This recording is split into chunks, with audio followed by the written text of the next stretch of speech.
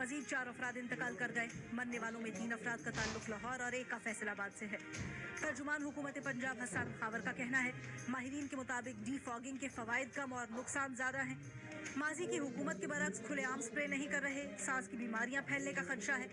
पंजाब में रवां साल डेंगू से हलाक अफराद की तादाद 25 हो गई।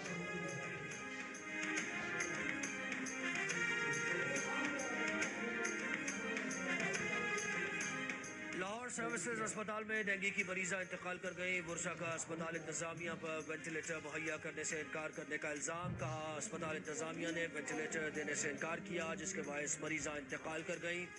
MS सर्विसेज अस्पताल का कहना है कि वेंटिलेटर सिर्फ कोरोना मरीजों के लिए है।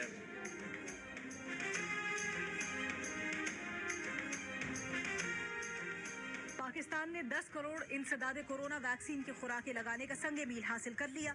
मुल्क भर में 10 करोड़ 16 हजार से ज्यादा वैक्सीन की खुराकें लगाई जा चुकी। NCOC के सरबराह सद उमर का कहना है 3 करोड़ 80 लाख से ज्यादा अफराद की वैक्सीनेशन मुकम्मल हो चुकी। मुल्क में कोरोना से मजीद 15 अफराद इंतकाल कर गए। मजीद 552 केसेज रिपोर्ट। कोरोना मुस्बत केसेज की शरह 1.4% रही।